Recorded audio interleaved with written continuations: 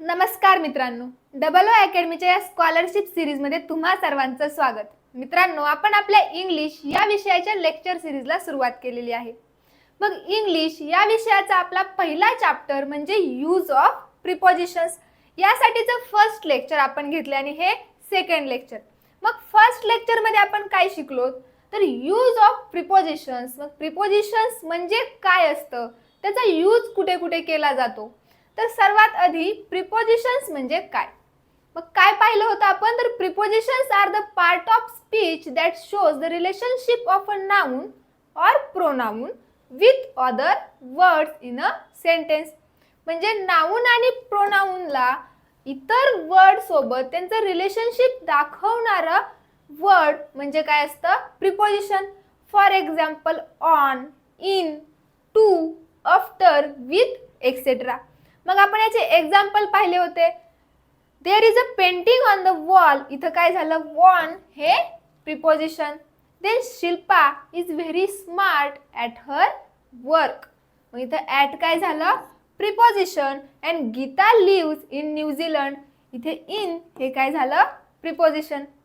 मग use of preposition शिकताना सगळ्यात आधी आपण डेफिनेशन पाहणं आवश्यक असतं. मग प्रिपोजिशन म्हणजे काय असतं तर सेंटेन्स मधले नाउन किंवा प्रोनाउनचं अदर वर्ड सोबतचं रिलेशनशिप दाखवणारे वर्ड्स म्हणजे प्रिपोजिशन्स असतात. याचे दोन टाइप्स आपण पाहिले होते, म्हणजेच classification of prepositions. So prepositions are mainly classified into two types. Which two types? Simple preposition and compound preposition. Then what do you mean by simple preposition? मग सिंपल प्रिपोजिशन म्हणजे काय असतं तर जे बेसिक आणि फंडामेंटल वर्ड्स असतात, जे words दुसऱ्या कोणत्याही वर्ड्स पासून बनलेले नसतात आणि ते आपण प्लेस, टाइम इत्यादी गोष्टी दर्शवण्यासाठी यूज करतो, त्याला आपण काय म्हणतो सिंपल प्रिपोजिशन. म्हणजेच simple preposition are the basic or fundamental words which are not formed from any other words and which are used to denote place, time, etc. For example, मग सिंपल प्रिपोजिशनचे एक्झाम्पल कुठले होतात? At, bye, for आणि असे बरेचसे example आपण आपल्या पहिल्या लेक्चरमध्ये शिकलोय. देन पाहिलं काय आपण कंपाऊंड प्रिपोजिशन. कंपाऊंड प्रिपोजिशन काय असतं? These are generally formed by adding prefixes. म्हणजे जे सिंपल प्रिपोजिशन्स आहेत त्या वर्ड्समध्ये जेव्हा आपण प्रिफिक्सेस ॲड करतो तेव्हा त्याला काय म्हणायचं कंपाऊंड प्रिपोजिशन्स. मग प्रिफिक्सेस काय ॲड करतो आपण? ए अँड बी. मग ए जर ॲड केलं त्याचा अर्थ काय होतो? नॉट. आणि बी जर ॲड केलं तर त्याचा अर्थ काय होतो? बाय. हे काय झालं compound preposition. These are some examples of compound prepositions. नंतर आपण पाहिलं होतं यूज ऑफ प्रिपोजिशन्स. त्याच्यामध्ये prepositions of time and preposition of place. ठीक आहे. मग प्रिपोजिशन्स ऑफ टाइम मध्ये किती प्रिपोजिशन्स दिलेले? First one is in, then on, at,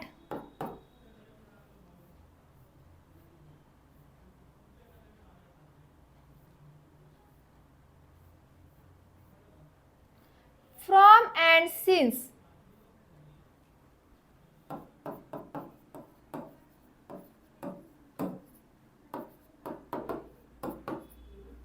ठीक आहे.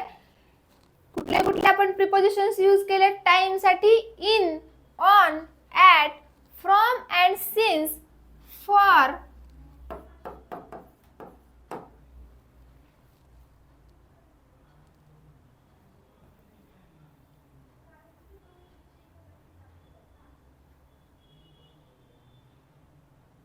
and by.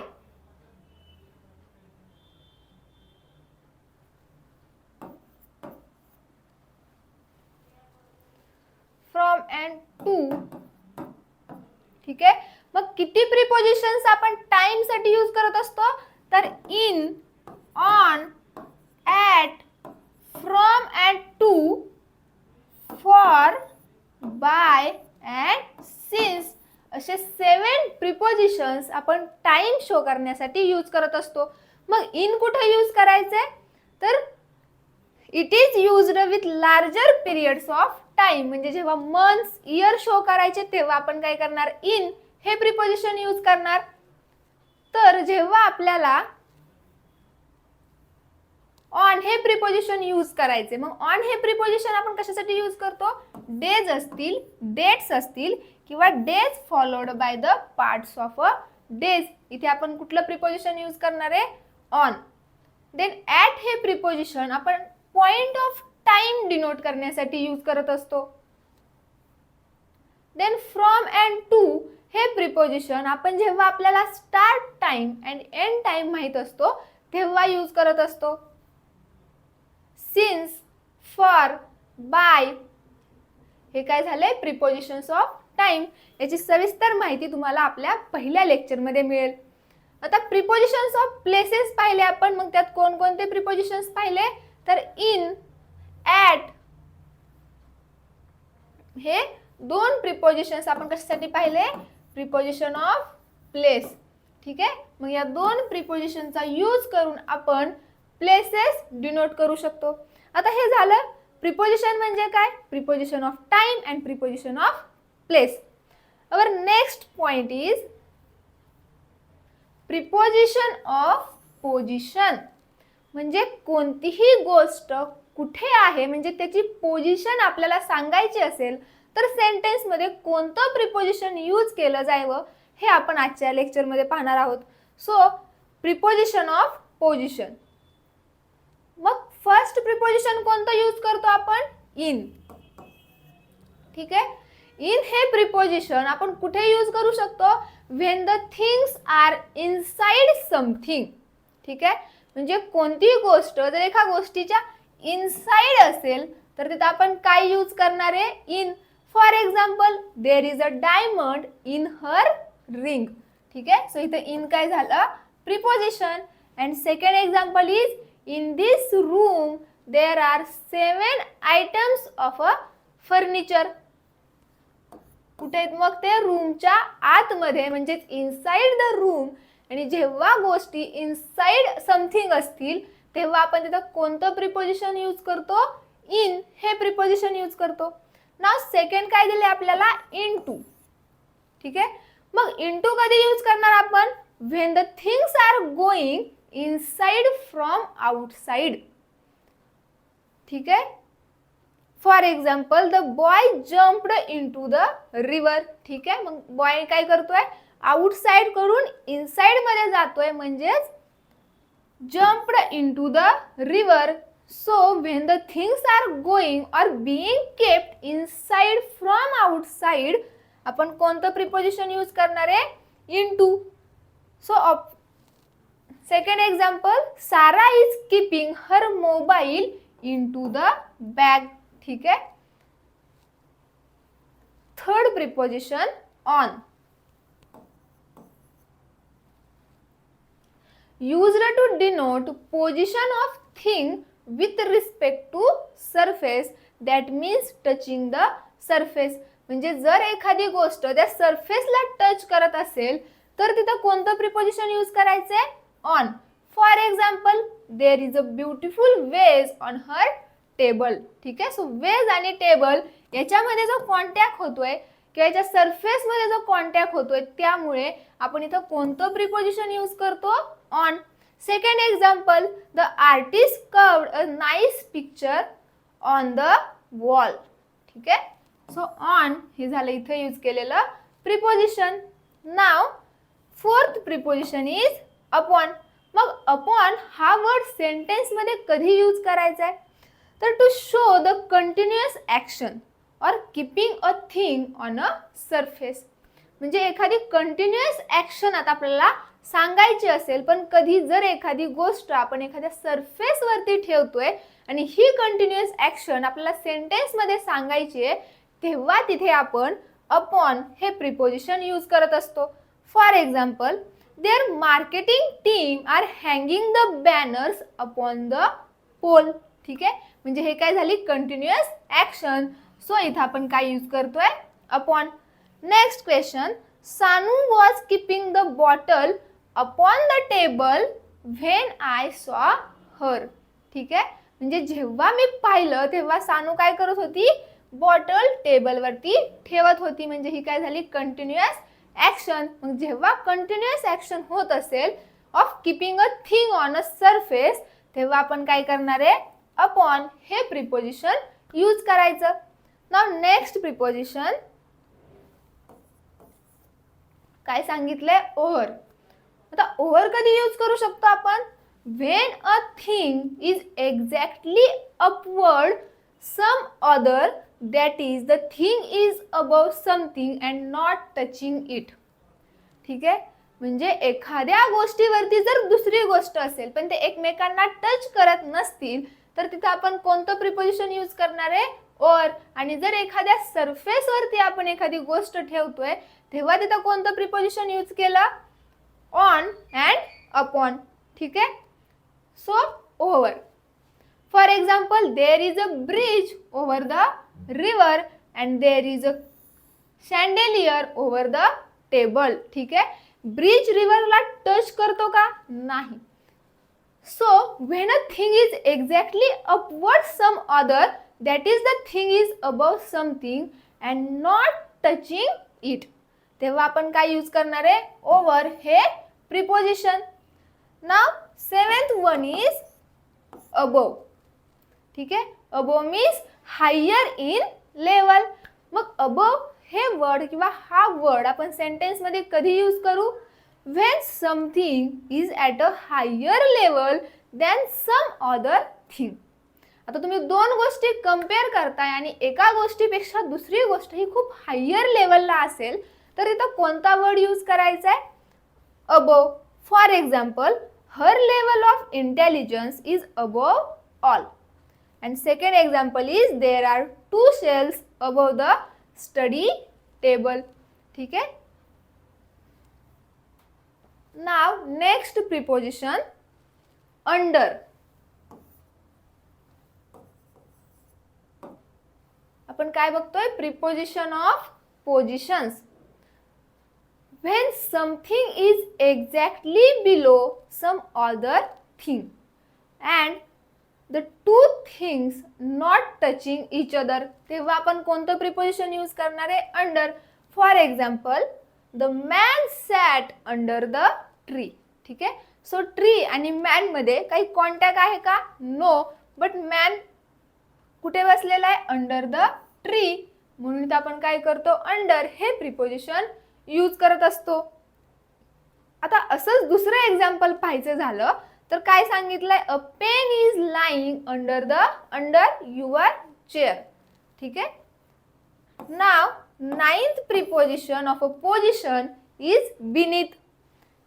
मग हा वर्ड आपण सेंटेन्स मध्ये कधी यूज करतो तर when a thing is under some other thing and it is touching its surface. For example, there are many minerals beneath the earth. ठीक है, next one is below. Below म्हणजे काय, at a lower level with respect to something. मग याचं example काय होऊ शकतं, their office is located below our office. म्हणजे आमच्या ऑफिसच्या खाली त्यांचं ऑफिस आहे. हे जर सांगायचं झालं तर आपण कोणतं प्रिपोजिशन यूज करतोय, बिलो हे प्रिपोजिशन. कारण बिलो आपण कधी यूज करणार आहे, at a lower level with respect to something. Second example, a river is flowing below the mountain in that picture. ठीक आहे, सो बिलो द माउंटेन. मग इथे बिलो काय केलं आपण, प्रिपोजिशन यूज केलं. नाव 11th वन इज बाय. म्हणजे जेव्हा आपल्याला पोझिशन डिनोट करायची आहे तेव्हा आपण आता बायचा यूज कधी करणार, तर preposition used with vehicles. We use by with all kinds of vehicles.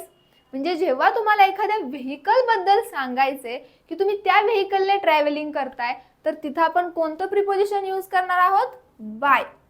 For example, I usually go to office by bus और Renee goes to school by bicycle. ठीक आहे, सो हे काय केलं आपण इथे बाय या प्रिपोजिशनचा यूज केला.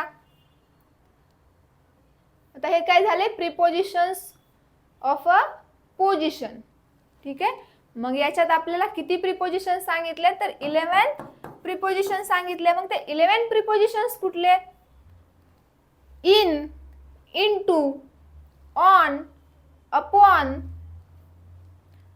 Over, above, under, beneath, below and by. हे प्रिपोजिशन्स कशासाठी यूज केले जातात तर पोझिशन डिनोट करण्यासाठी. म्हणजे एखादी गोष्ट टेबलवरती असेल किंवा कोणत्याही सरफेसवरती असेल किंवा बिलो असेल, अपवर्ड डायरेक्शनला असेल, व्हेकलसाठी तुम्ही कोणकोणते प्रिपोजिशन्स यूज करू शकता हे आपण आता या पॉइंटमध्ये पाहिलं. मग आता असेच काही some other important prepositions. To. ठीक आहे, मग टू हे आपण कधी यूज करतो? Used for denoting movement between the places. ठीक आहे, so for example Nadira went to Bhopal last week. म्हणजे तुम्ही एखाद्या ठिकाणी गेलेले असाल किंवा जात असाल तेव्हा त्याच्या आधी तुम्हाला काय यूज करायचे? टू हे preposition. For example Nadira went to Bhopal last week. Now second one is towards. Towards आपण कशासाठी यूज करतो? डिरेक्शन शो करण्यासाठी. म्हणजेच towards is used for denotes directions.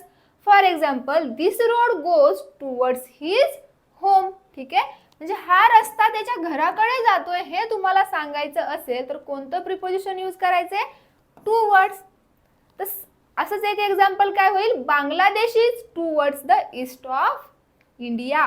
म्हणजे इथं काय केलंय? इंडिया पासून बांगलादेशची डिरेक्शन शो केलेली दिसतीये. त्यासाठी कोणतं प्रिपोजिशन यूज केलंय? टू वर्ड्स हे preposition. Then third one is across. तर अक्रॉस हे प्रिपोजिशन कधी यूज करायचे आपल्याला? तर एक्सपान्शन शो करण्यासाठी आपण अक्रॉस हे प्रिपोजिशन यूज करू शकतो.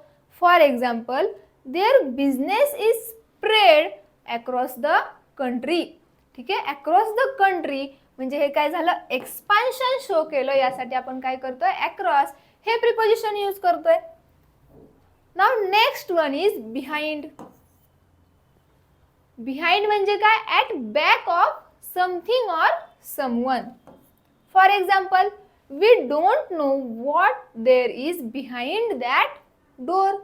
म्हणजे एखाद्या गोष्टीच्या पाठीमागे, at the back of something sentence मध्ये असेल तर आपण कोणतं प्रिपोजिशन यूज करणार आहे? Behind.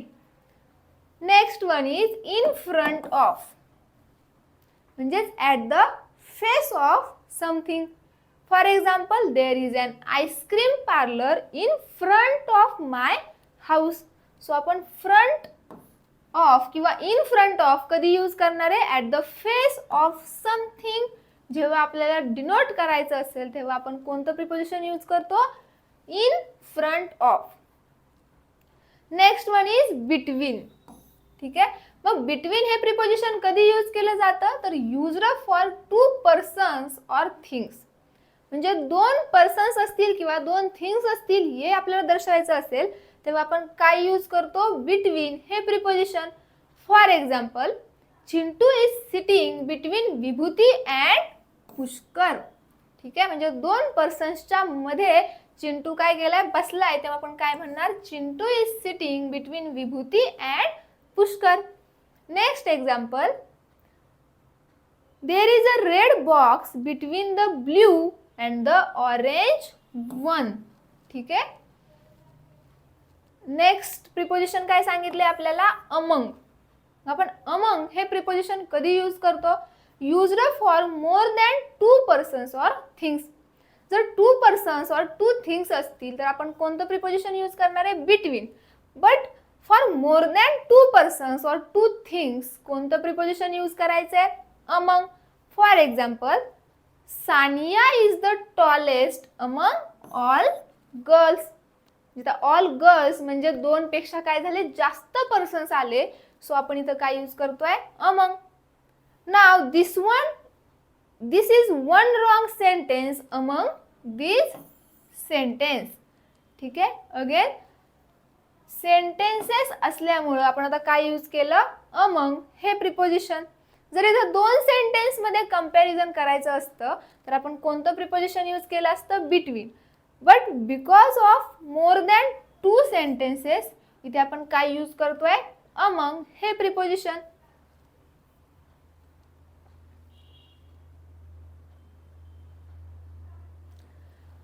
Now next one is for. आता फॉर हे प्रिपोजिशन आपण कुठे यूज करू शकतो, used for purpose and reason. म्हणजे तुम्हाला जर एखादं पर्पज सांगायचे किंवा रिझन सांगायचे तर त्या सेंटेन्स मध्ये आपण फॉर हे प्रिपोजिशन यूज करू शकतो. For example, all these boys are for you. Second example, I am living for Manipur tomorrow. Now with. With कधी यूज करतो आपण, used to show relation of tools with action. For example, she cuts clothes with scissors. म्हणजे आपल्याला जेव्हा tools जर relation show करायचे त्या होणाऱ्या ऍक्शन सोबत तेव्हा आपण काय करतो, विथ हे प्रिपोजिशन यूज करत असतो. एक्झाम्पल काय सांगितलं, she cuts clothes with scissors. And second example, he is writing a letter with a pen. इथं पेन काय झाला, tool. So he is writing a letter with a pen. आता आपण जे प्रिपोजिशन्स पाहिले त्याचे यूज पाहिले, म्हणजे प्रिपोजिशनची डेफिनेशन पाहिली, त्याच्यानंतर टाइप्स ऑफ प्रिपोजिशन्स पाहिले. मग टाइप्स ऑफ प्रिपोजिशन्स मध्ये त्यांचा यूज कसा करायचा, सिंपल कंपाऊंड काय असतात, सिंपल प्रिपोजिशन्स काय असतात, कंपाऊंड प्रिपोजिशन्स काय असतात, त्यांचा यूज कुठे होतो, तर preposition of time, preposition of place and preposition of positions असे प्रिपोजिशन्स आपण पाहिले. त्यानंतर काही महत्त्वाचे प्रिपोजिशन सुद्धा पाहिले. आता या पूर्ण चॅप्टर वरती आपल्याला परीक्षेत कशा प्रकारचे प्रश्न विचारले जातात ते बघूया.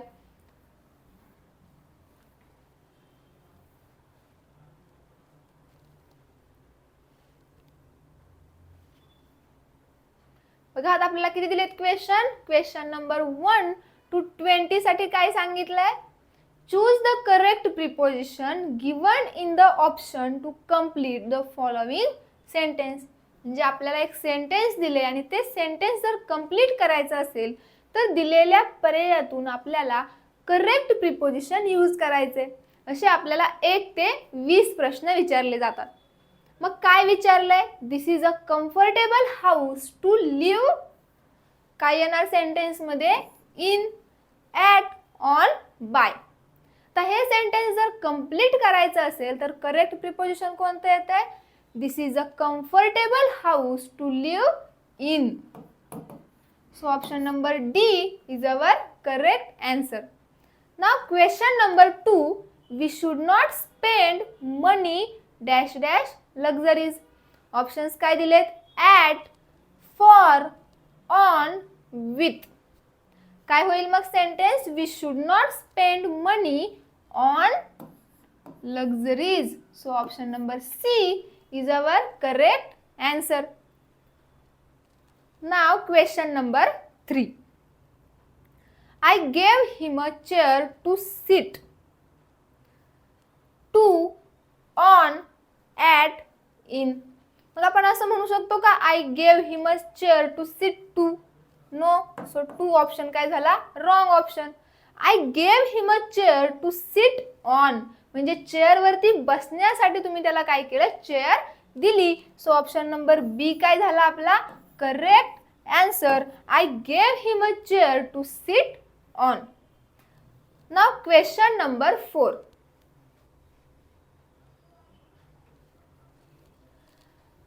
काय विचारलंय, the new term begins dash dash 1 June.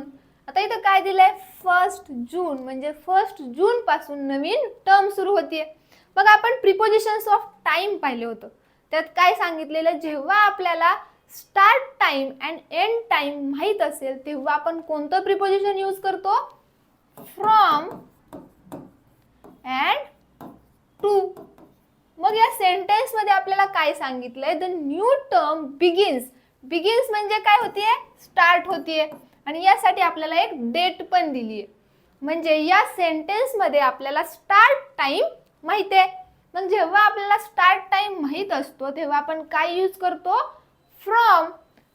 So काय होईल sentence, the new term begins from 1st June. So option number D is our correct answer. Now he poured the tea dash dash the mug. He poured the tea dash dash the mug म्हणजे मग मध्ये त्याने काय केलंय, T पोर केलाय म्हणजे चहा ओतलाय. म्हणजेच काय होतं इथं, thing outside to inside move करते. ठीक आहे, म्हणजे बाहेरून आतमध्ये जात असेल तर तिथं आपण कोणतं प्रिपोजिशन यूज करतो, इनटू. हे आपण आत्ताच पाहिलं.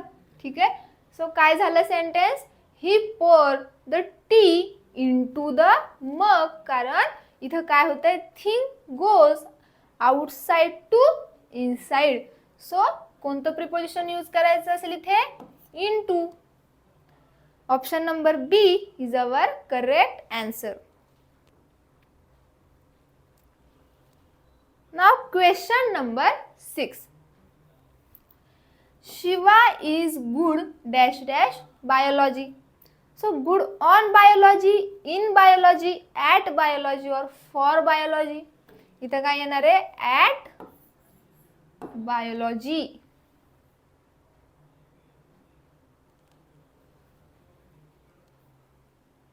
So option number C is our correct answer. Shiva is good at biology. Now question number 7.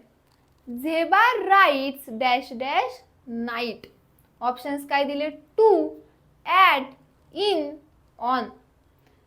मग आपण पाहिलं होतं, आपण टू, ॲट किंवा इन, नाईट म्हणजे या टाइम साठी. ठीक आहे, इथे काय यूज करायचे आपल्याला, प्रिपोजिशन ऑफ टाइम. मग प्रिपोजिशन ऑफ टाइम मध्ये आपल्याला काय दिले, नाईट. प्रिपोजिशन ऑफ टाइम मध्ये जेव्हा आपल्याला पार्ट ऑफ द डे सांगायचा असतो तेव्हा आपण कोणतं प्रिपोजिशन यूज करतो, इन. बट इन हे प्रिपोजिशन फक्त कशासाठी असतं, मॉर्निंग और इव्हिनिंग. बट जेव्हा डस्क असेल, डाऊन असेल अँड नाईट असेल तेव्हा आपण कोणतं प्रिपोजिशन यूज करतो, झेबा राईट्स ॲट नाईट. म्हणजे ऑप्शन नंबर बी काय झाला, correct answer. Now question number 8. Gita went dash dash the room. ठीक आहे, Gita went into the room. कारण अगेन इनटू कधी यूज करतोय आपण, फॉर आउटसाइड टू इनसाइड. मग गीताने काय केलं, बाहेरून रूम मध्ये गेली, म्हणजे Gita went into the room. So option number C is our correct answer. Now question number 9.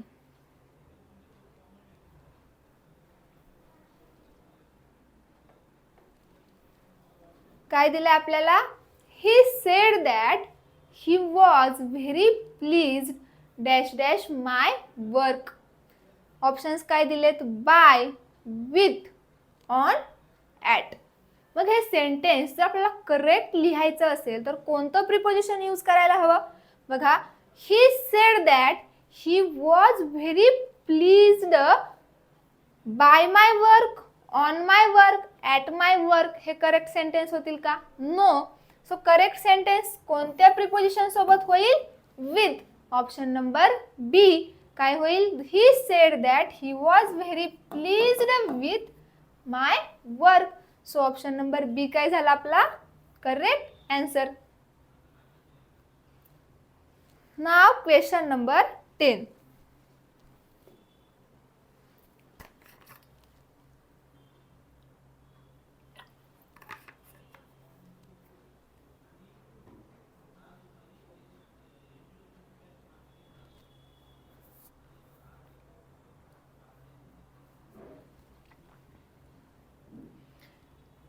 काय विचारलंय? He is not satisfied dash dash your dreams.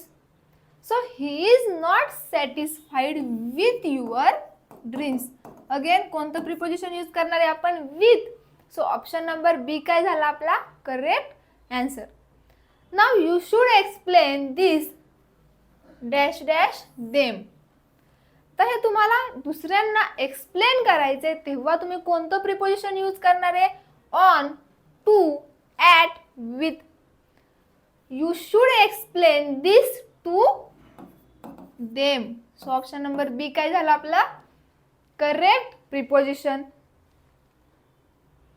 You should explain this to them. Now question number 12.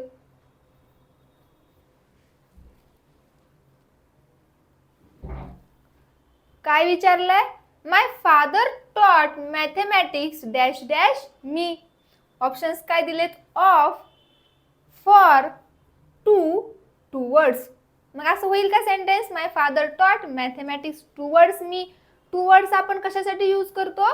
तर डिरेक्शनसाठी. ठीक आहे, मग वरील sentence मध्ये आपल्याला कुठे डिरेक्शन्स दिसतेत का? नाही. सो ऑप्शन नंबर डी काय झाला cancel. Now my father taught mathematics of me. हे कसं होईल? चुकीचं sentence. For me again wrong sentence. But my father taught mathematics to me.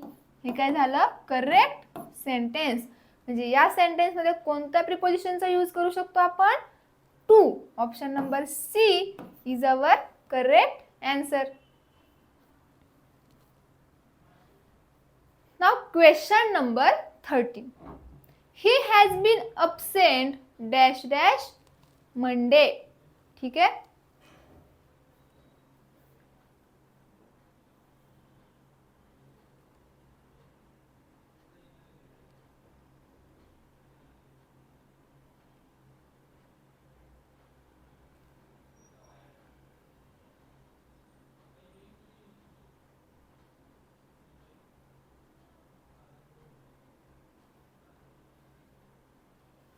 काय दिले आपल्याला? He has been absent dash dash Monday.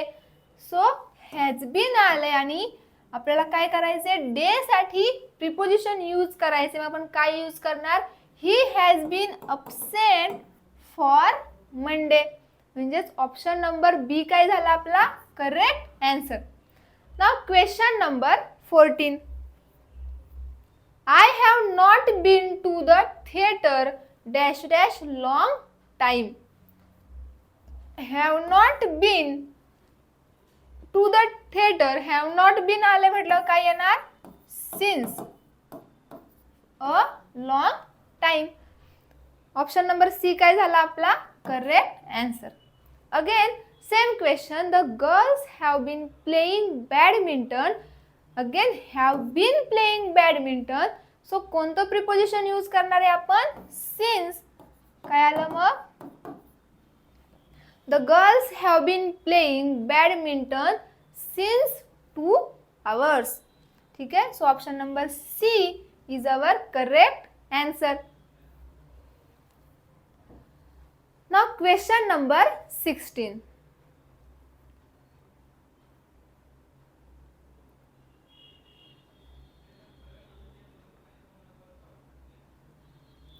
His cousin has been ill since Monday.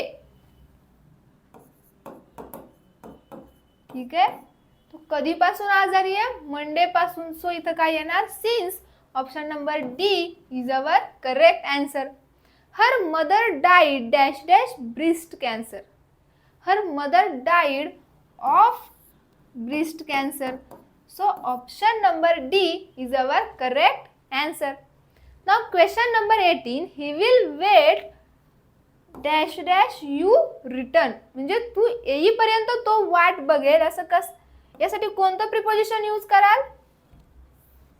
He will wait till you return. till हे preposition काय करतो आपण इथं use करतो. So sentence काय होईल? He will wait till you return. Option number B is our correct answer. Now question number 19. This material is different dash dash that. Again इथं काय केलं, आता कंपॅरिझन केलं की हे मटेरियल त्या मटेरियल पेक्षा वेगळे. मग कसं सांगणार आपण? This material is different in that, from that, to that और विथ दॅट. सो काय येते आपलं correct answer? From. This material is different from that. So option number B काय झाला आपला correct answer. Now question number 20. Rohan was running dash dash the road. From the road, at the road, through the road or along the road. Rohan was running at the road. ठीक है. So option number B is our correct answer. आता हे झाले आपल्याला question number 1 to 20, ज्यामध्ये काय विचारलं होतं, एक सेंटेन्स दिलं होतं आणि ते सेंटेन्स कंप्लीट करण्यासाठी दिलेल्या 4 पर्यायांमधून आपल्याला करेक्ट प्रिपोजिशन यूज करायचं होतं. आता नेक्स्ट क्वेश्चन बघा, question number 21 to 25. In the following questions there is an error in the sentence. Find the part of the sentence which has an error. म्हणजे दिलेल्या सेंटेन्स मध्ये काय केलंय, आपल्याला एक चुकीचा भाग दिलाय आणि तो चुकीचा भाग आपल्याला पर्यायामधून निवडायचा आहे. बघा question number 21. The woodcutter was cutting the branches from his axe. ठीक आहे. ऑप्शन्स काय दिलेत? The woodcutter, the branches, was cutting or from his axe. आता एक्स काय झालं? टूल. ठीक आहे. मग जेव्हा तुम्ही कोणतंही टूल यूज करताय तेव्हा त्यासाठी काय यूज करता? By. The woodcutter was cutting the branches by his axe. So काय आला ऑप्शन आपला correct? Option number D. Now question number 22. After a few minutes Ramesh jumped in the river from the bridge. ठीक आहे. So Ramesh jumped म्हणजे त्याने outside काय केलंय? Jump केला इनटू द रिव्हर म्हणजेच इनसाइड द रिव्हर. मग जेव्हा कोणतीही गोष्ट फ्रॉम आउटसाइड टू इनसाइड जात असते तेव्हा आपण कोणतं प्रिपोजिशन यूज करतो? इनटू. मग सेंटेन्स काय यायला हवा होता? After a few minutes Ramesh jumped into the river from the bridge. म्हणजे रॉंग पार्ट कुठला आहे? In the river. Option number C हे काय झालं आपला करेक्ट आन्सर.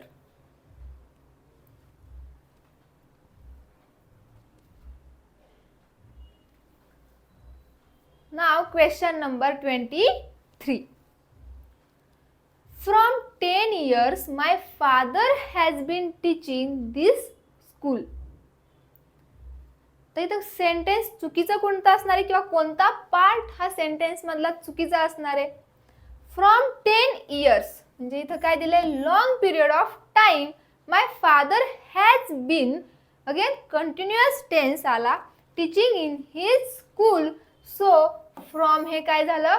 चुकीचा पार्ट झाला या सेंटेन्सचा. फ्रॉमच्या ऐवजी काय यायला हवं होतं? Since 10 years my father has been teaching in this school.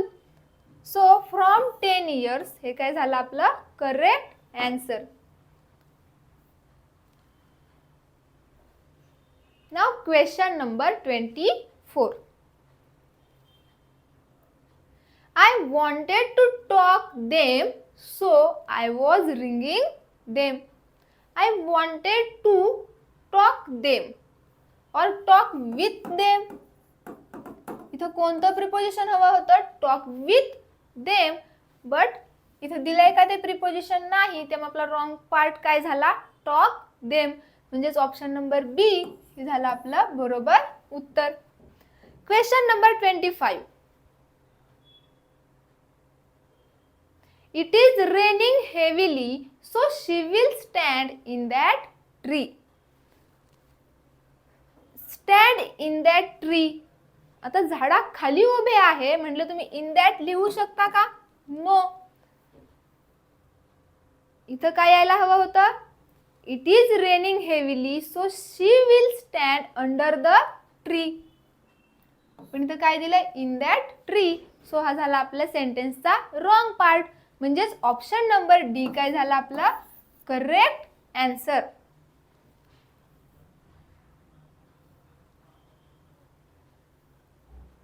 तर मित्रांनो, हा झाला इयत्ता 9वीच्या इंग्लिश या विषयाचा पहिला चॅप्टर.